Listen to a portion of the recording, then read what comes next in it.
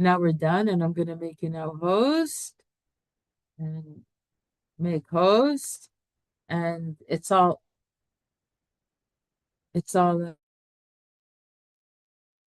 uh, yours now. Okay, we're online. You're on live. Good. Okay. Shmuel, The lady. before we begin, do you have anything that you want to discuss? Yeah, first off, nice haircut, Rabbi. Hmm. And I wanted to, someone mentioned the idea that there's learning halacha for learning halacha's sake, even if you're not getting anything practical out of it. And it made my head hurt because I didn't actually totally understand what they were saying or suggesting. Do you know what they might have been saying? Are you able to clarify that? What's the distinction? Learning halacha practical or theoretical? What are the two possibilities? Yeah, exactly. So the specific example they said was one could learn the Kitzur Shulchan Aruch track, and I said, and they said, and there will be some things that won't practically apply, and they said that that's not even the purpose, and from their understanding of doing it, it's to be mechubar to halacha daily, and I didn't quite understand that. I also understood there were a lot of practical things to be taken away, and they said that's not even the. It's just Uh, to learn regularly mhm. halacha, and Well, I. well, Yeah. well, well, well, well, well, I think it's sort of obvious. If you learn the halachot of korbanot, that's a mitzvah of Talmud Torah, and well, that's good. I mean, Talmud Torah is good. It's a mitzvah, like I don't know the relative merit of different mitzvahs, but it surely has a great merit to learn Torah and learning korbanot. If you're not a Kohen, and there's no Beis Hamikdash at the moment, like it's very far from any practical application. But it's a mitzvah of Talmud Torah, that's for sure. And as far as the Kitzur Shulchan Aruch is concerned, um, Kitzur Shulchan Aruch is a very important sefer, very influential. But it fails to distinguish between halachas which are of Torah origin, halachas which are of rabbinic origin, and minhagim which are of Hungarian origin. It's all just one miksha achat. It's all just joined together, and therefore there are things in Kitzur Shulchan Aruch which might not be applicable to you either because it's a matter of minhag, which doesn't apply to you, or not in every case. Does the Kitzur Shulchan Aruch represent the mainstream of poskim? There are examples, or not many, but there are a significant number of examples where other great poskim, Mishnah Brura and Aruch HaShulchan, disagree with the Kitzur Shulchan Aruch.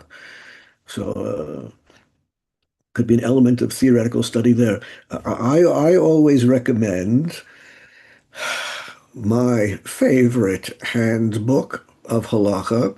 If you want a handbook, Kitzur Shulchan Aruch is good. It's an important sefer, and it's really very good. But better is the Hayei Adam. Hayei Adam is good, really good. It's organized, brilliantly organized, unlike the Kitzur Shulchan Aruch, which is not so organized. And he distinguishes between what is min haTorah, what is midrabanan, and what is a Lithuanian minhag. He was from, actually, he wasn't actually from Lithuania. He was from what they used to call Prussia. Part of Germany, the Prussian part of Germany. But Prussia was like one of the principal parts of Germany up to the Nazi period. When the Nazis lost the war, Germany lost Prussia, and all the Germans there, all the Germans were forced to leave Prussia, and now it's entirely Polish. But Prussia abutted directly on Lithuania. Memel, Memel was the easternmost town in Germany, the easternmost town in Prussia, which was like a 20-minute ride to Vilna. Lithuania and Germany, Prussia were right next to each other. The Aruch HaShulchan, the Chai Adam, was originally from Prussia, but got a job as a dayan in Vilna. So he represents he was not literally a Talmud of the Gaon of Vilna. He was 2 generations later, but he represents the Beis Midrash, the thinking of the the Gaon of Vilna. But it's good. It's good. And he, of course, has a companion volume of Chochmas Adam, which covers the Yoreh Deah section. And in the Chai Adam, he wrote his own commentary on his own Sefer, where every halacha, which is not directly from the Shulchan Aruch, he explains why he paskins like he paskins, as far as the halachas which come directly from the Shulchan Aruch. So you can look in the commentaries on the Shulchan Aruch, but everything which is not exactly from the Shulchan Aruch, he explains why he decided what he did. So, Wow. so learning halacha is good. And well, in yeshivas today, they shy away from. That's too weak to say they shy away from. They eschew. They oppose the idea of learning halacha l'maisa. You spend your day trying to understand the shitot, the opinions of the poskim. But when it comes to what you're going to do, what you're not going to do, halacha l'maisa, well, you just have to ask a rabbi. This is the approach. This is the approach of yeshivas today. I think there's great merit in understanding the way that we think and through understanding the Gemara and understanding. It's a mitzvah. It's a mitzvah of Talmud Torah. It's a mitzvah of Talmud Torah. How can we let that get in the way of doing what we're supposed to be doing? I don't know if I'm asking the question correctly. I hope you understand what I'm asking. Yeah, well, the first great yeshiva, the first yeshiva in the first modern yeshiva, the first yeshiva was Volozhin. But before Volozhin, there were plenty of yeshivas. People talked about yeshivas all the time, going back to antiquity. I mean, the Gemara has yeshivas. But what yeshiva meant before Volozhin, it meant that a local rabbi gave shiurim to talmidim, and that was it. The talmidim were on their own to find a place to sleep, to find a place to eat. Just they came to the home of the Rav or the Beis Midrash of the Rav for their shiurim, and everything else they were on their own. Volozhin was the first yeshiva which provided a dormitory, provided a Beis Midrash for everyone to learn together, provided food for meals, and there were 2 Rashi Yeshiva in Volozhin. And they disagreed about just about everything imaginable, those 2 great rabbis. One was Reb Chaim, one was the Nitziv, the other was Reb Chaim Soloveitchik. And they alternated giving shiurim. The whatever Masechet they were learning, they went daf by daf. They skipped nothing, unlike in contemporary yeshivas where they usually focus on certain sugiot to the exclusion of everything else in the tractate. They began on the first daf bet, and went daf by daf through the Gemara, alternating every day. First one of them would give the shiur, the next day the other one would give the shiur. They kept alternating back and forth, and the nature of their shiurim was radically different. The Nitziv, I don't know how confusing it might have been for the Talmidim, but the Nitziv was a big believer in a fundamental methodological point in learning Torah, namely the method of learning Torah, according to the Nitziv, is to join the theoretical study of the sugya with its practical bottom line ramifications. Only if you have succeeded in understanding the sugya in a way that leads to its bottom line practical applications have you succeeded in learning properly. Reb Chaim, on the other hand, had vanishingly little concern with practical applications. He was almost exclusively interested in the theoretical understanding, the theoretical underpinnings of the different opinions in the Gemara. Of these two great, the first two Rashi Yeshiva in modern times, the two Rashi Yeshiva of the modern Yeshiva, the founders of the modern Yeshiva, it's the approach of Reb Chaim Soloveitchik which prevails. I have my own feelings. I have my own ideas about why he prevailed, and the approach of the Netziv is completely ignored in yeshivas today. I have my feelings why that happened, but that's a historical question. Okay. Does the Sephardic world, I know that's a massive category, umbrella term, have a different or similar approach? Yes and no, yes and no. There's been a very strong Ashkenazation. Is there such a word? In Hebrew, nit Ashkenaz is a Hebrew word meaning the Sephardim embracing the Ashkenaz approach, which has been very strong in many Sephardic yeshivas. Just look at the way the Rosh Yeshiva dresses, right? The Sephardic Rosh Yeshiva dresses like a Lithuanian Rosh Yeshiva.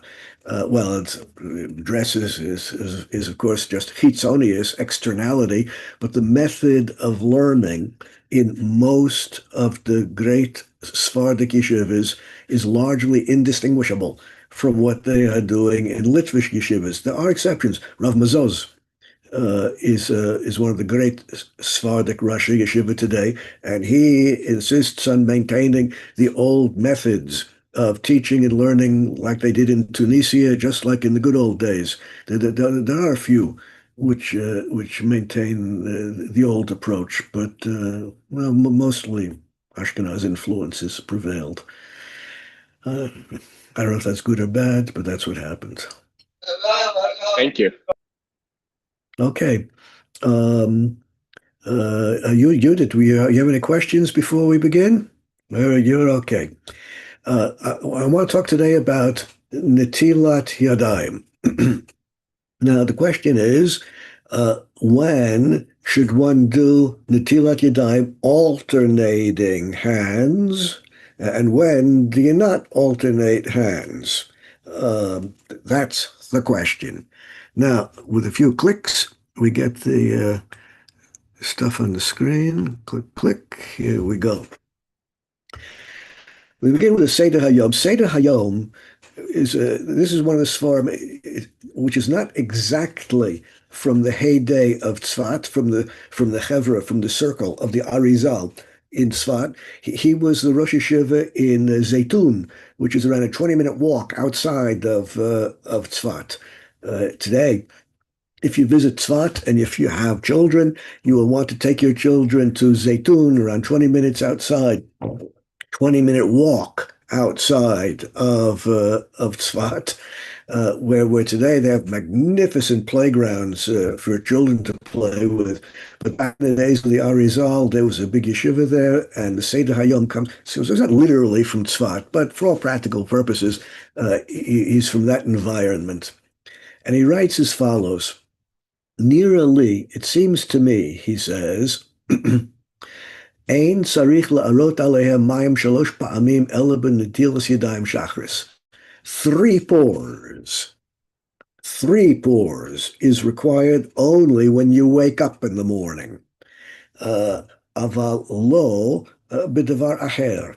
In any other situation of hand washing, in every other situation of hand washing, a single pour is sufficient.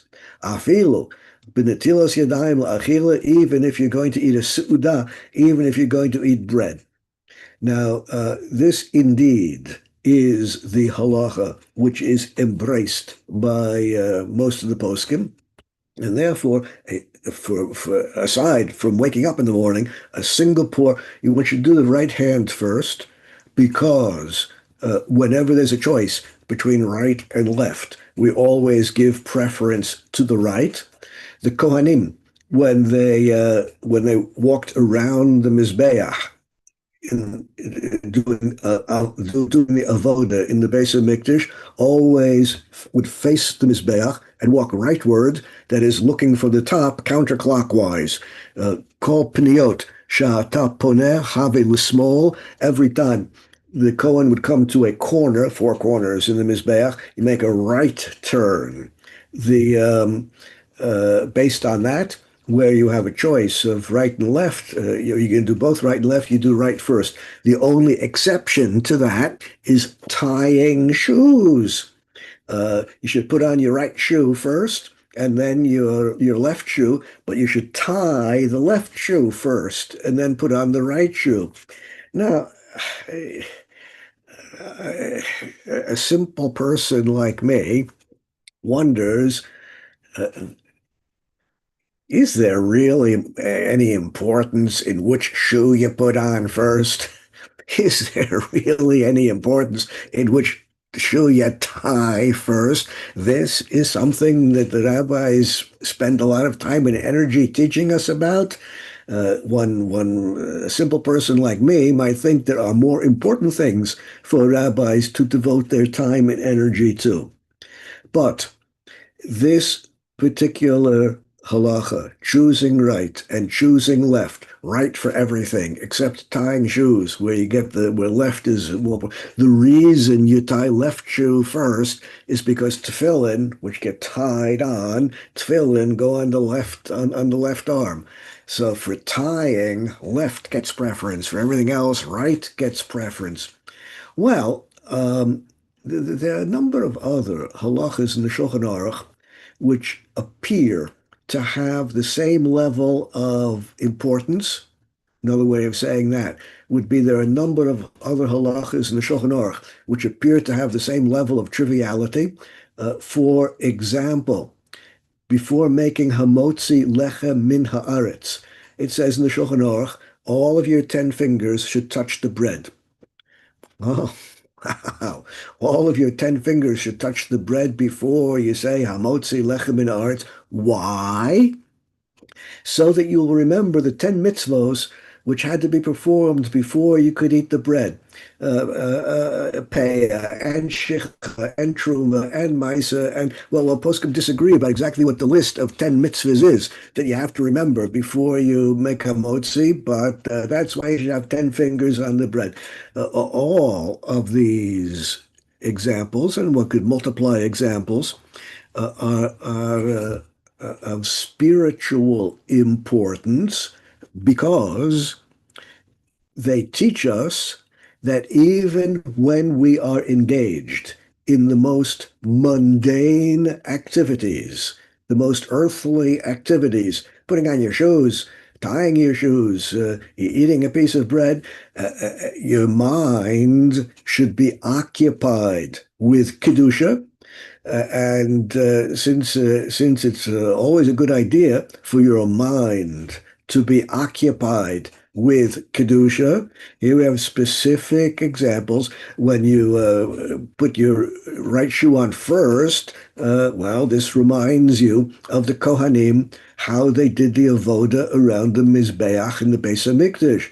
When you tie your left shoe first, so you have in mind the mitzvah of tefillin. When you eat bread, you have in mind 10 mitzvahs. Well, poskim disagree about what the 10 mitzvahs are, but you can make your own list if you want. As long as your mind is occupied with Kedusha, you know that you're on the right path.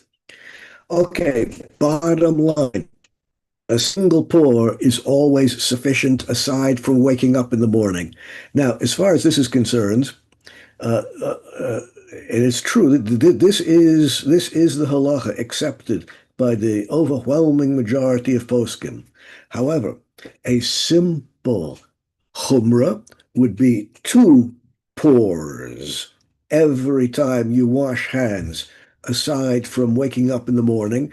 The reason for the second pour is the first pour will make sure the hands are clean.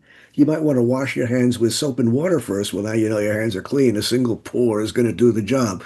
But if you've not just washed your hands with soap and water, the first pour can clean your hands. and then the second pour, you're sure that the water is going to touch all the surfaces. There won't be a chatzitza. There won't be any dirt on your hand. So the second pour is a highly recommended chumrah, highly recommended strict position. And since it's so easy and not burdensome, why not do that? But people who are doing only a single pour, that's sufficient. Only waking up in the morning requires 3 pours. Now, waking up in the morning is halachically in concept no different than waking up in the afternoon. You take a nap in the afternoon. It really doesn't matter when you wake up. It's just, the normal thing is waking up in the morning. So that's what they usually talk about. Netilat yadayim, shacharit. But if you take a nap and you wake up some other time of the day, it's the same. 3 pours alternating. Now we come to the Heichel Kodesh. The Heichel Kodesh was written by one of the great Moroccan Mikubalim, and not surprisingly, this question, which has to do with Ruach Ra and mystical ideas, not surprisingly, it's the mystical sources which have such an impact on the thinking of the Muskim. Now, the Sefer we're about to quote from, the Heichel Kodesh, a work of great mysticism, a very important Kabbalistic work. The reason I'm quoting from it now is because this is the passage, this is the Sefer, this is the opinion which the great poskim are going to be relying upon in order to come to bottom line halacha conclusions. Let's see what the Heichel HaKodesh says. B'chol pam sheyitzarech l'nekavav, whenever you go to the bathroom to defecate, b'yom, anytime during the day, tzarich la'arot al yadav shalosh pa'amim mishum ruach ra. Even though the Seder Hayom, one of the great Mekubalim of next door to Tzfat, said you don't need 3 pours when coming out of the bathroom, the Heichel Kodesh disagrees and says you do need 3 pours because there's Ruach Ra in the Beit Kisei in the bathroom. Shoreh b'Beit HaKisei, Ruach Ra inhabits the Beit Kisei, inhabits the bathroom. K'moshe katuv b'Zohar, and this is what we learned in the Zohar. Well, he just assumes you know the Zohar, and I've just added here the translation of the Zohar of the Sulam, which is my favorite, the go-to translation. There are other translations available. B'chol zot k'shenichnas leveit hakisei, it says in the Zohar, whenever you go into the Beit Kisei, lo yivarech v'lo yikra Torah, you should not make any blessings in the Beit Kisei. You should not learn Torah in the Beit Kisei. Afilu mila achat, you shouldn't say a single word of learning Torah, or even a single word of a bracha, ad shirochetz, until you leave the Beit Kisei and wash your hands. The im tomar mishum shen meluchachot. If you don't think that the reason you have to wash your hands is because they got dirty in the Beit Kisei, that's not the reason you have to wash hands. They might have gotten dirty, but that's not the reason. Hands getting dirty is defined halachically in the following way. If the hands touch any part of the body which is normally covered, that is called dirty hands. And washing the hands is going to be required before brachas, before tefillah, and so forth and so on. Now, of course, which parts of the body are normally covered varies from culture to culture, even varies from season to season. As the Ben Ish Chai points out, in Baghdad, back in his days, in the winter, everyone would walk around with a scarf around the neck. The neck was a part of the body in the winter, which is normally covered. Anyone who would touch the neck would require netilas yadayim. In the summer in Baghdad, no one would wear a scarf around the neck, and therefore in the summer, touching your neck does not make your hands dirty. Almost all the poskim agree that the left arm of men has a different status than the right arm of men. Now, of course, you might live in a holy society like Bnei Brak, where, of course, none of the men would dream of wearing a short sleeve shirt, and therefore the arm is covered all the way down to the wrist. And even this part of the arm, this is called the forearm, I think, touching that would make your hands dirty. Well, on the other hand, you might be in a sort of irreligious environment where men actually walk around with short sleeve shirts, in which case the forearm is exposed. But what about the upper arm? As far as men are concerned, the left side is exposed every morning for putting on tefillin, unlike the right side. So the left side, the left arm, I don't know, maybe my image is reversed, left and right. But whichever arm the men put the tefillin on, the upper arm is routinely exposed to put on tefillin, and therefore touching the arm there does not make the hands dirty. The arm which doesn't have the tefillin touching there does make the hands dirty and requires netilas yadayim. Al kol panim, the Heichel Kodesh says, do not think that the reason you have to wash your hands when you leave the base of kisei is because you probably touched a part of the body which is normally covered. That's not the reason you have to wash your hands. This is the Zohar speaking, right? You think it's only because your hands are dirty? That's not why we wash the hands. Ella, rather, oy lahem livnei olam, woe to the population of the earth, she'einam mashkichim ve'einam yodim kvod rabbanam, that the people on earth do not know the honor and dignity of the Lord. Einam yodim, the people don't know. Al maha olam omed, don't realize what is maintaining the existence of the world. Hine, ruach ahad yesh b'chol beit kisei. There's ruach ra in every beit kisei sheba'olam.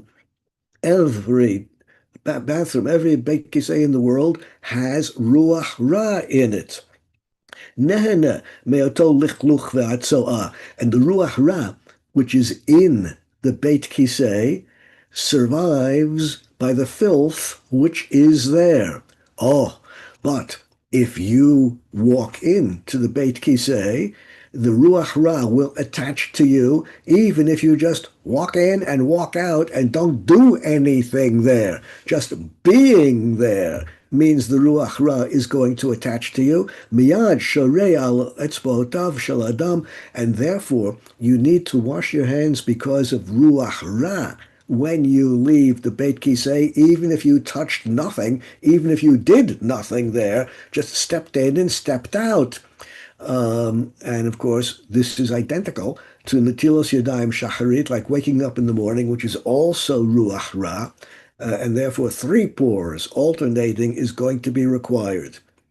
Now, before we come to the question of whether or not this opinion is accepted by the poskim, let me point out that just about all the poskim are in agreement that the modern bathroom with flushing toilets. They didn't have flushing toilets back in those days.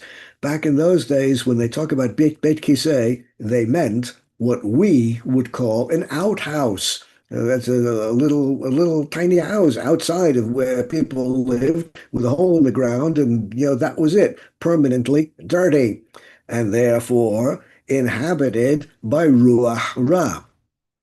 The modern bathroom with the flushing toilet is, according to just about all poskim, does not have the status of the old beit kisei. It is indeed prohibited to learn Torah there. It is indeed prohibited to pray there. But the ruach ra that inhabited the old beit kisei, that's not to be found in the modern bathrooms with flushing toilets. Okay, now the question is, have the poskim embraced the strict opinion of the Heichel Kodesh, who insists on 3 times washing hands when you leave the Beit Kisei? Well, the Magen Avram, we've met the Magen Avram many times, and you remember that he was the first of the great poskim to bring Kabbalistic sources, Kabbalistic ideas into halachic discourse. He says, Katuv b'Sefer Heichal HaKodesh. He quotes the Sefer that we just saw a few lines earlier. Hayotzei b'Beit Kisei tzarich la'arod la'ohem shalosh pa'amim v'cheinu b'zohar. The Heichal HaKodesh, and we just saw this, brings a proof from the Zohar that you have to wash your hands 3 times, alternating when you leave the Beit Kisei. Mihu dafka b'ruach ra d'shachris amrin. But no, he's wrong, because only upon waking up do you have the ruach ra that requires 3 washings. That's what it says in the Gemara. Bat harimu makbedet al shalosh pa'amim. The Gemara says you were makbed, were careful about 3 times washing in connection with waking up.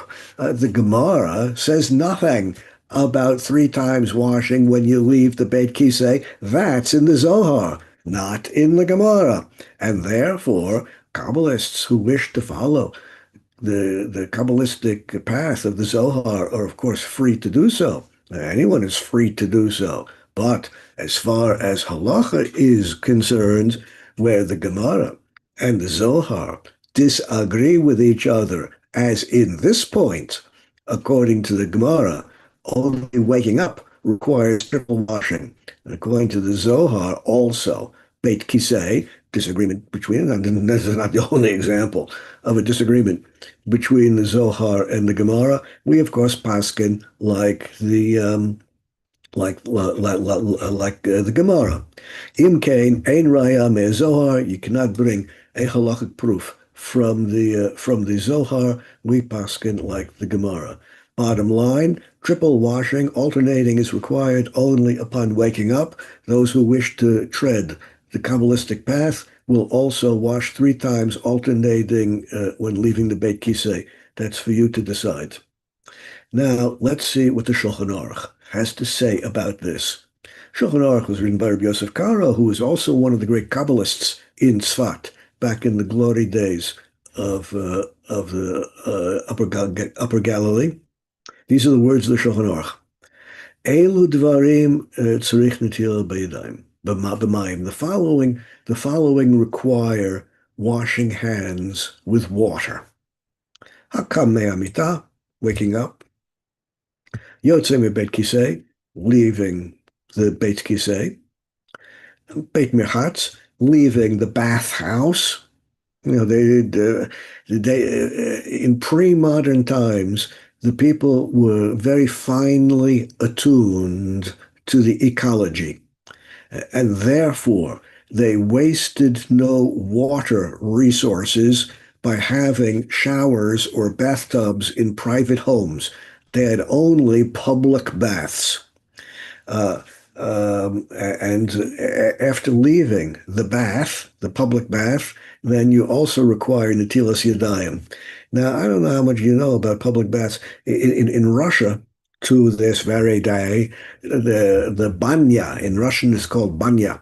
The banya, the public bath in Russia, to this very day, is still immensely popular, and many people, still being finely attuned to the needs of the ecology, don't have bathing facilities in their own home. They go only to the public bathhouse. And as in the ancient Roman bathhouse, wherever the Romans built bathhouses, even in Eretz Israel, the huge number of ruins of old Roman bathhouses, they were really into bathing, those Romans. The Romans built aqueducts to bring water into all of their cities so that people could bathe. You still see the aqueducts in Eretz Israel. Many of them are still standing. They're no longer in use, but they're still standing, many of them. Historians are, of course, very interested in the construction of the aqueducts. The ancient Roman engineers knew perfectly well what the ideal slope of the aqueduct is.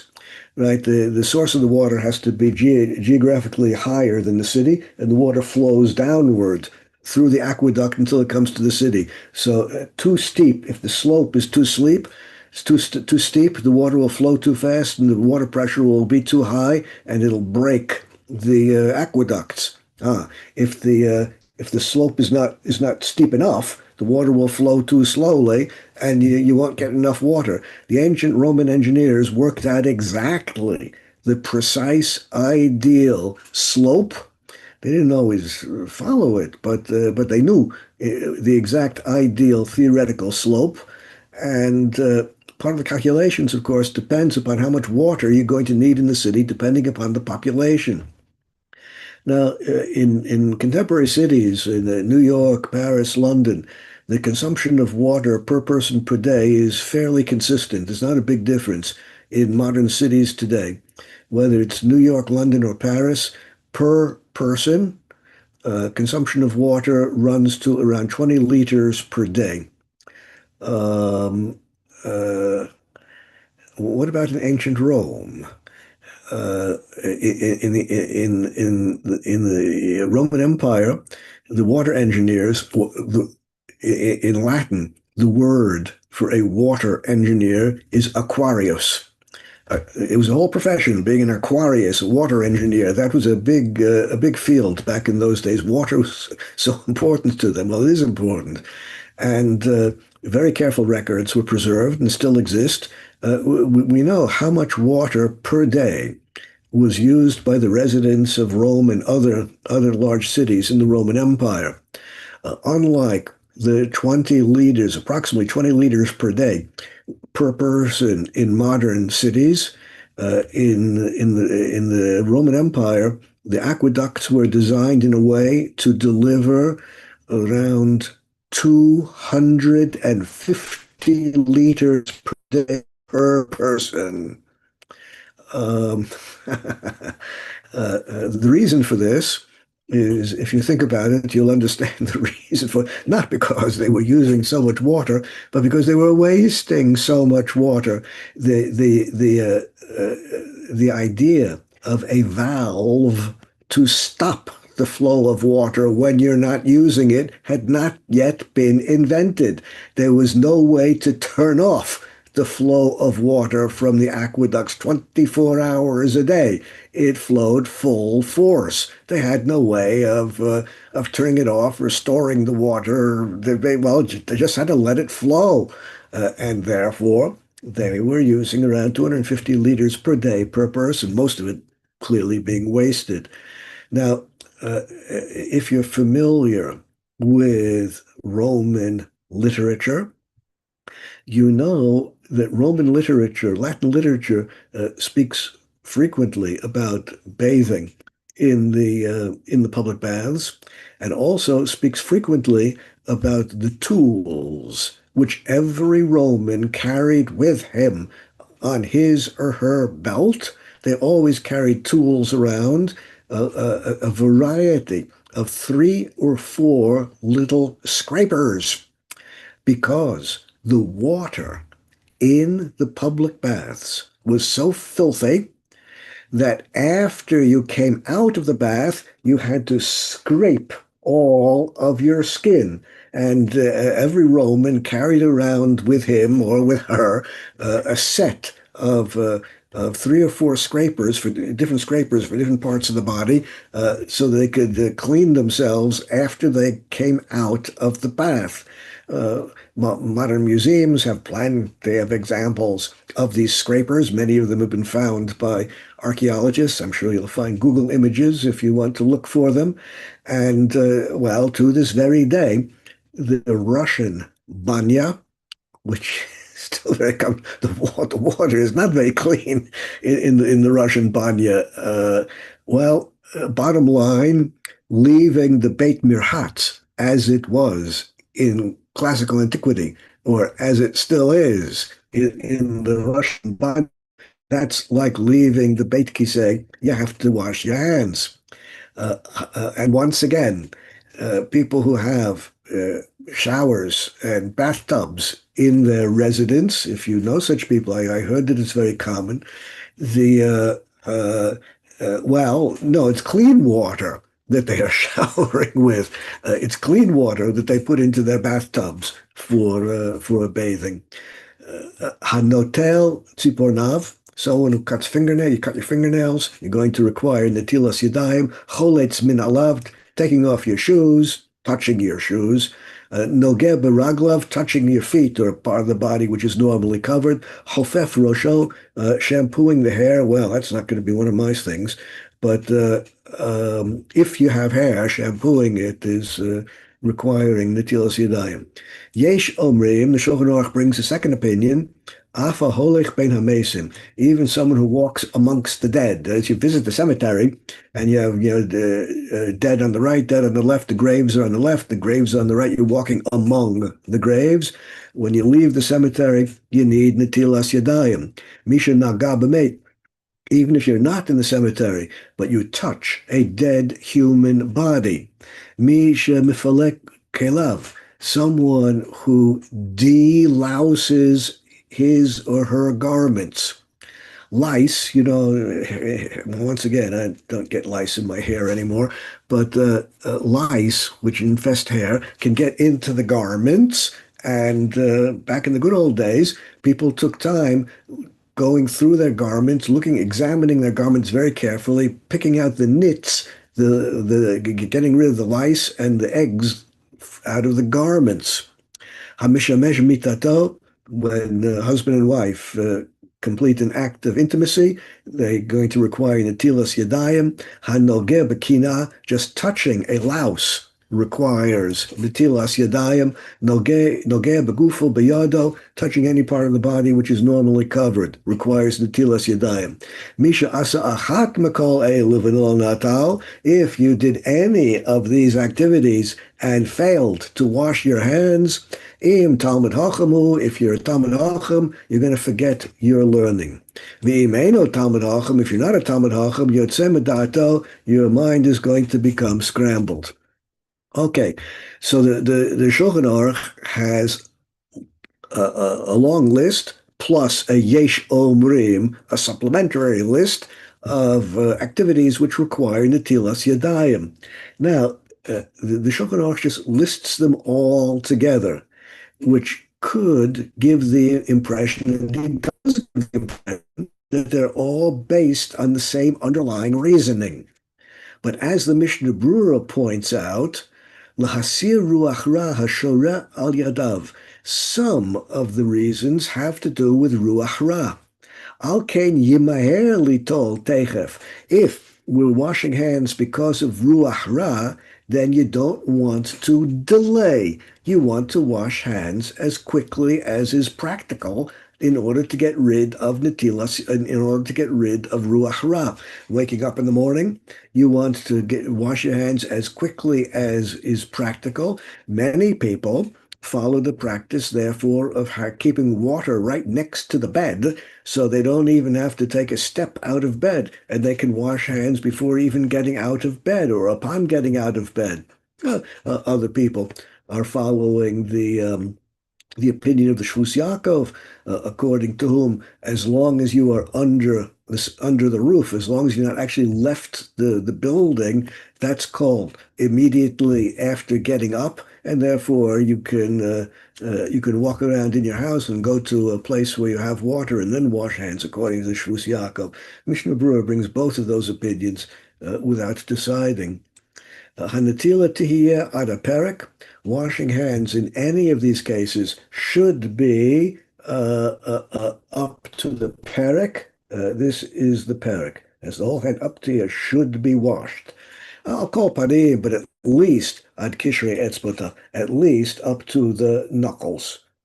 Right, up to the knuckles is sufficient. Be better up to the wrist. Avalim lichlech yado betit devrefes. But if your hand is actually dirty, you've got dirt on it, that has nothing to do with ruach ra. It's just dirty. Eino tzarich rak lekaneach makom al meluchlach bilvad v'dayo. If your hand is dirty, you don't need netilas yadayim at all. Just wash the part of your hand which is dirty. That's all you have to do.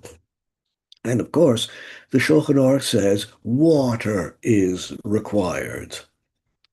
After the tefillah, the kol shekein l'Torah, die, achakol elu b'nekiya b'alma, even though in cases which do not involve ruach ra, and in cases which do not involve washing for bread, really, it's only an issue of nikayon, being clean, and as long as the part of your hand which got dirty is clean, that's really all you need.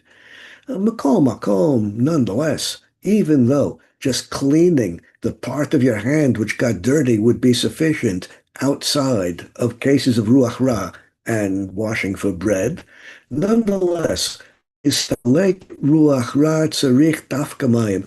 If it's ruach ra, only water will work.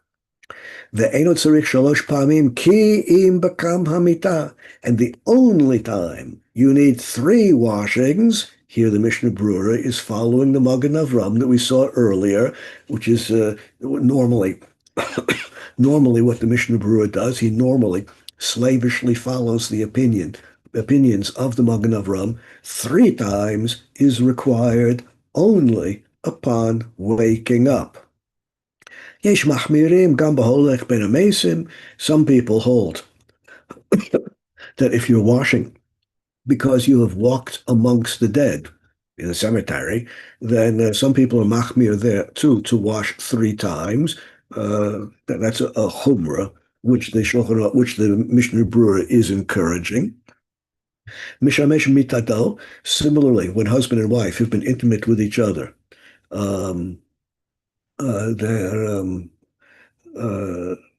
he's recommending 3 times. Uvesefer Heichal Kodesh machmir b'yotzei beit hakisei shalosh pamim, and there's a Kabbalistic work, Heichal Kodesh, which we saw earlier today, which insists upon 3 times of washing when you leave the Beis HaKisei. But what happened to my picture? But Magen Avram rejects that, and we don't paskin like the Heichal Kodesh. Let's go one step further. Shulchan Aruch Harav, written by the Balatanya, we've met many times, had great influence even outside of the Hasidic world, but especially amongst Hasidim. The Sefer is very influential. Let's see what he has to say, representing the Hasidic approach to hand washing. The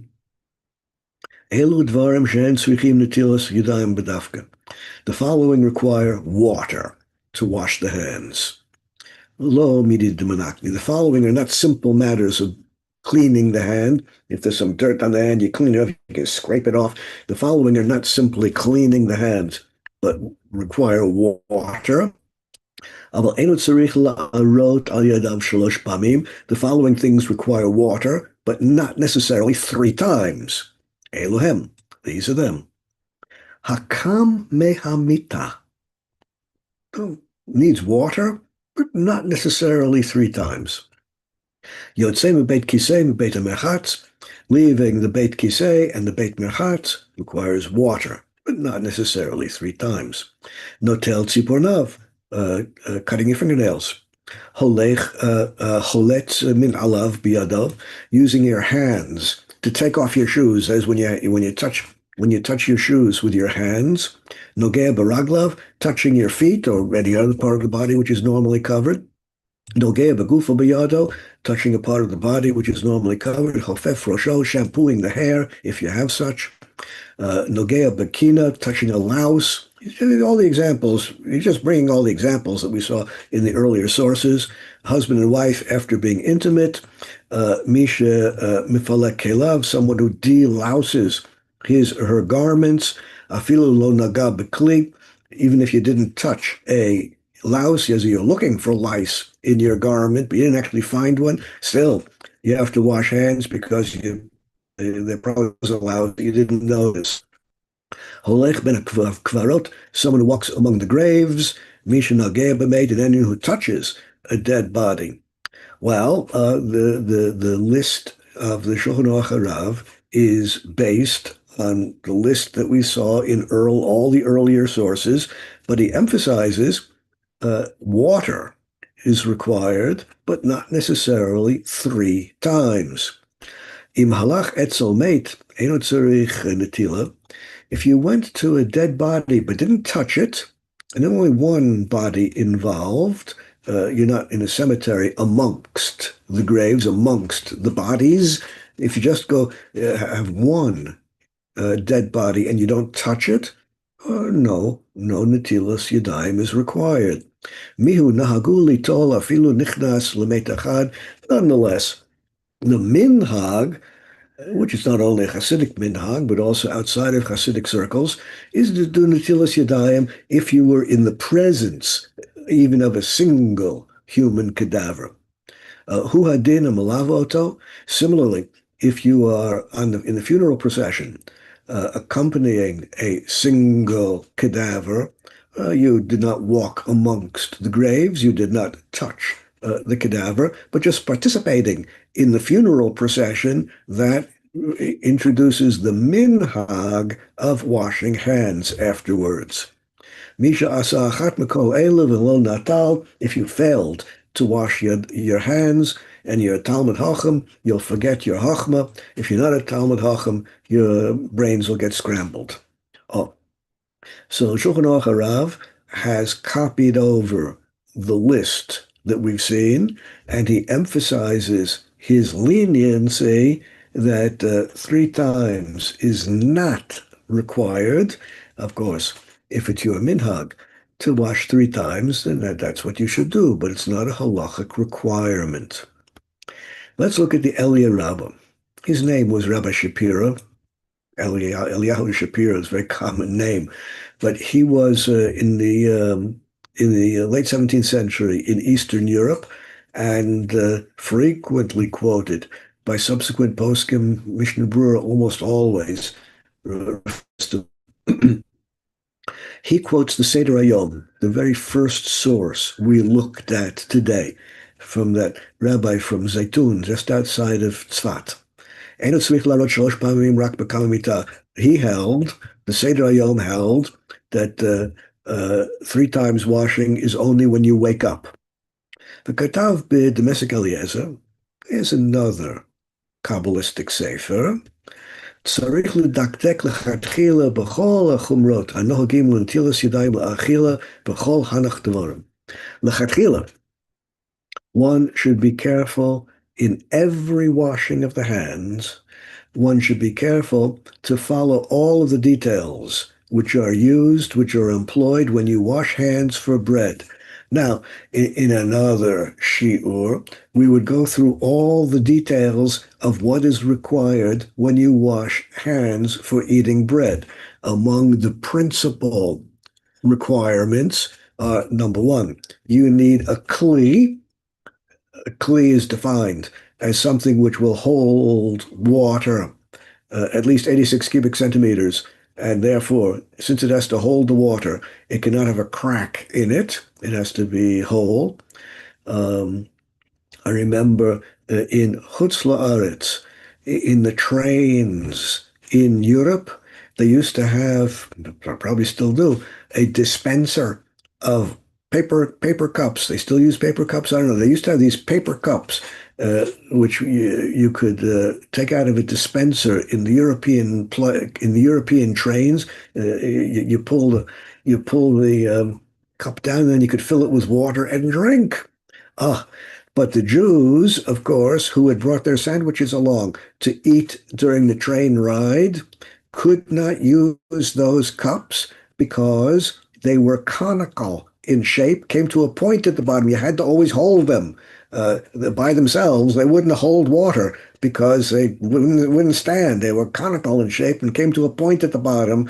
And therefore, the Jews who wanted to have a kos, a kli for netilas yadayim, to eat bread in the train during the trip, we had to bring our own kalim for the purpose. So requirement number 1 is you need a kli, which has the minimum size and has to be whole, without any holes in it, without any cracks, and has to be able to stand by itself. Next, you need koach gavra, a human has to actually pour the water onto your hands. That's required for eating bread. And the Eliyah Rabbah says it's a good chumrah. He's recommending the chumrah of requiring the kli for all netilas yadayim. He's recommending koach dara, that a human pour the water for each netilas, for all netilas yadayim. It's required for eating bread. If you have a waterfall, you can't just put your hands under the waterfall for washing because you need a human to pour the water. A trained monkey will not do, a mechanical machine will not do. You need a human to do that. Now, back in the good old days when all was right with the world, here in Eretz Yisrael, when I first came here, water pressure, we didn't have Hagihon. Hagihon, that's the company that supplies water to the population in Israel today. That did not exist yet.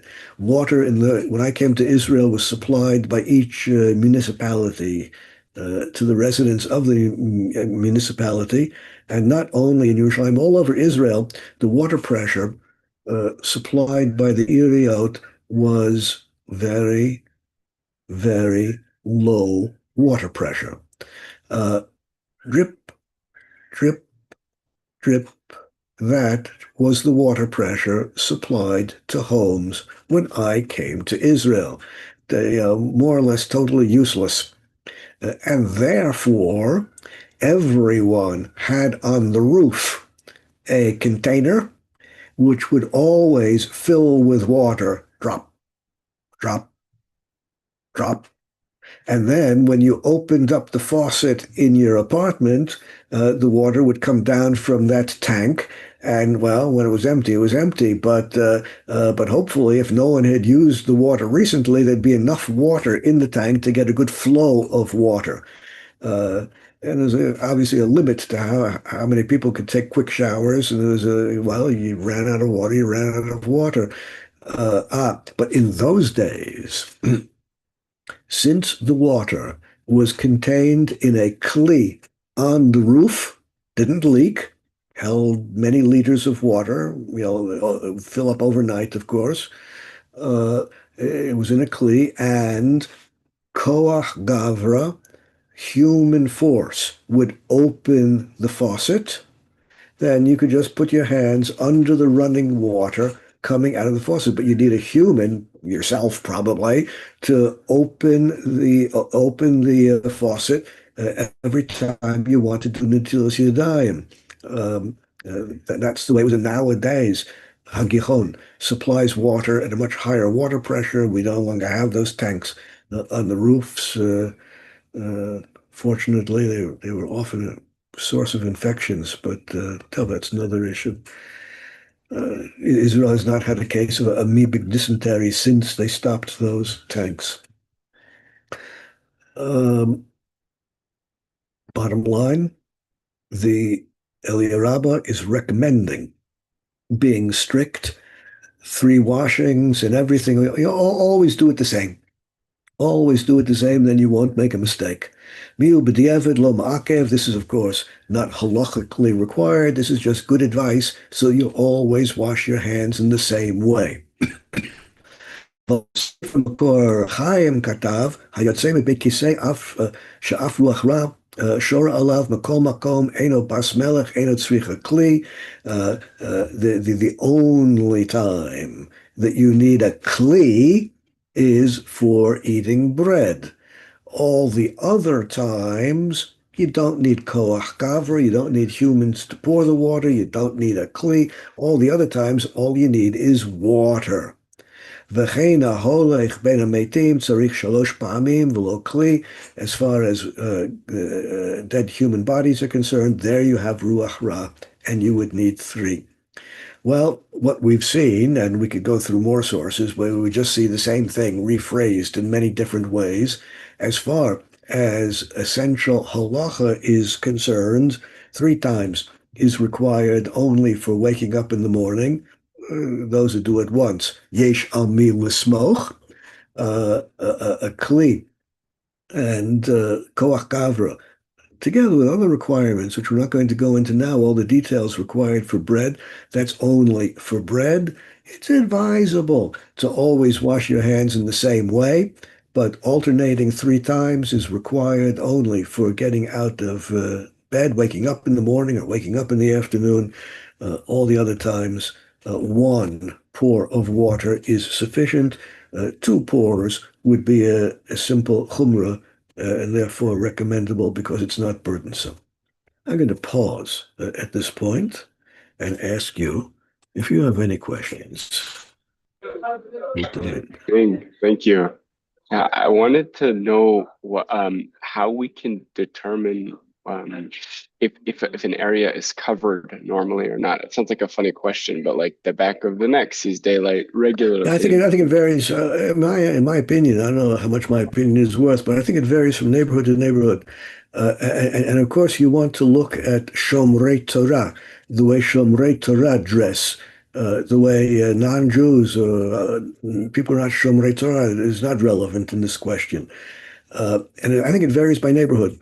For example, in Kiryat Moshe, a neighborhood in Yerushalayim, which has a very heavy population of Torah observant people, Torah observant population in Kiryat Moshe, women who wear sandals in the summer, very common to wear sandals. Men or women wearing sandals in the summer will always have socks. That is, their toes and feet are not exposed, even if they're wearing sandals. That's in that neighborhood.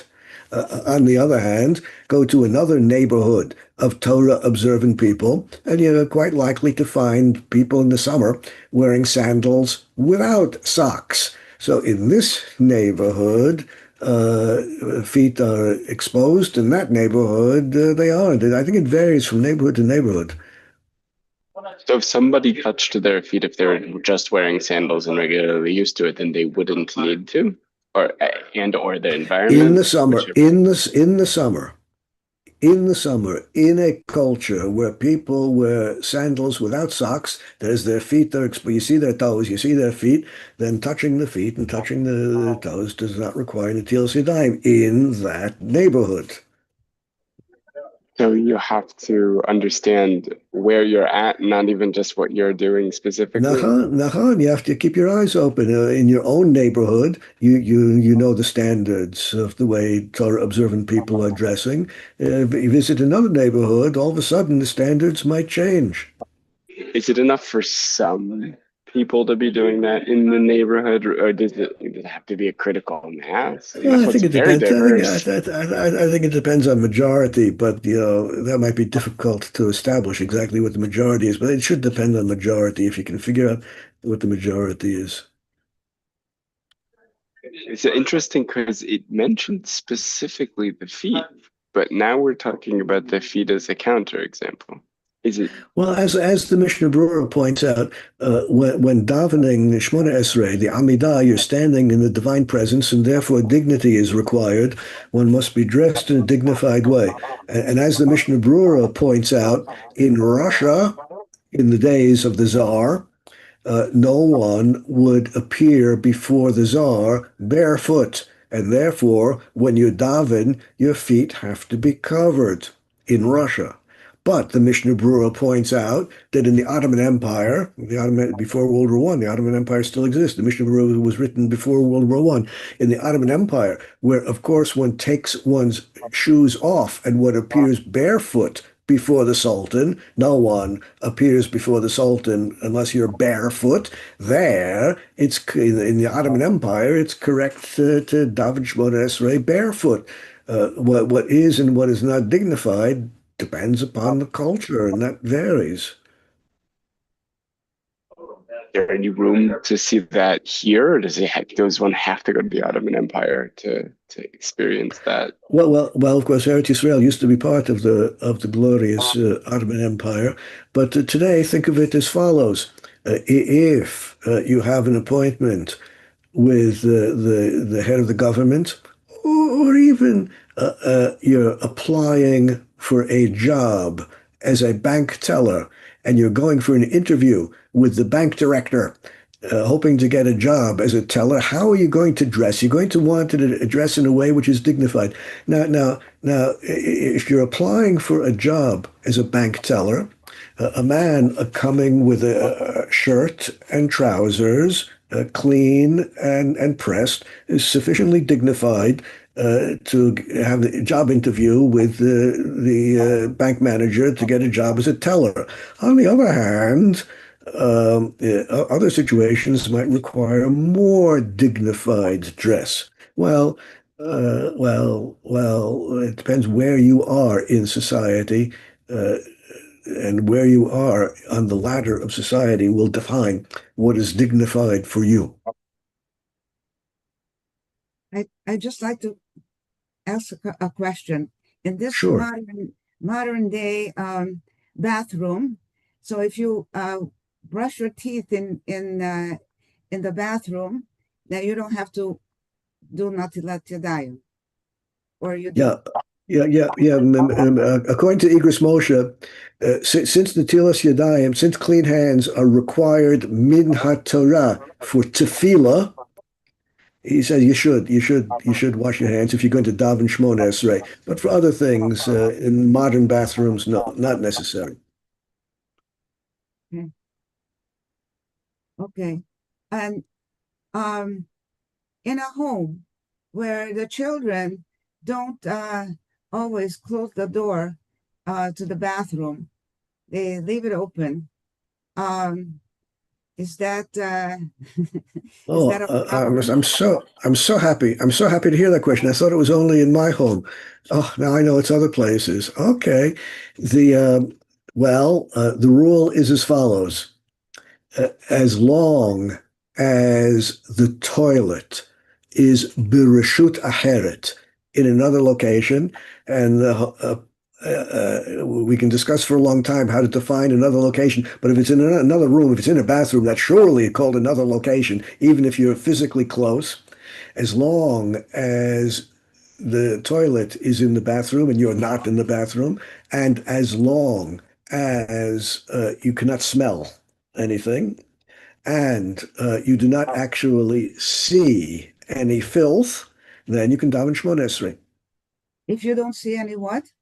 You don't see any filth. That is, the toilet has been flushed, or it's covered. Toilet's covered, even if there's filth in it, but it's covered. You don't see it, you don't smell it, and you're not in the bathroom. Obviously, you're in a different room. You can daven and say brachas. Okay. Okay. Good. Rabbi, Okay. I'm curious because Yes. sometimes, like, if I'm moving my wrist up or down or whatever, like this area or the back of my neck or right here, like, how do I know? Sometimes it moves. What's considered covered? Don't know. But in the specific examples you just gave, between your cuff and halfway up your forearm is clearly exposed. I saw it myself just a moment ago. Yes. So I don't need to worry about any of that area. I wouldn't get excited about it. No. Okay. Making Thank sure I you so much. understood correctly. Okay. And what's going on at the end of Shulchan Aruch 418? There's a lot of extra, like you'll but the Talmidei Chachamim. I didn't understand what it was doing. Where in the Shulchan Aruch are you talking about? At the end. What you brought, yeah. What's going to happen? What's going to happen with someone who doesn't wash hands? Well, I don't know. What the Shulchan Aruch says, and we saw it quoted by many other poskim, is that you lose your wisdom if you have such, and if you don't have wisdom to start with, you're not going to get there. You'll never acquire any wisdom. Washing hands is important for learning. I have another question. Yes. Yes. So washing hands after being in the bathroom. Some bathrooms have the sink in the bathroom and not outside. Correct. So because of the ability of the the toilet seat, cover being down, you can wash your hands. You can wash you can wash your hands in the bathroom because the sink is in the bathroom. Yes. According to Igros Moshe, once again, since clean hands for tefillah, Shemona Esrei is minat Torah, one should dry your hands after leaving the bathroom if you're going to be davening Shemona Esrei. For everything else, you can wash your hands and dry your hands in the bathroom. But if you want to daven Shachris, Mincha, Ma'ariv, or Musaf, then you should dry your hands outside the Beit Kisei, outside the bathroom. Okay. Good. Thank you so much. So I wish you Thank you, Rabbi. a good week and a safe week and a good Shabbos, and we'll continue again next week. Until then, shalom. Amen. Shalom. Shalom. Shalom. Shalom. Shalom.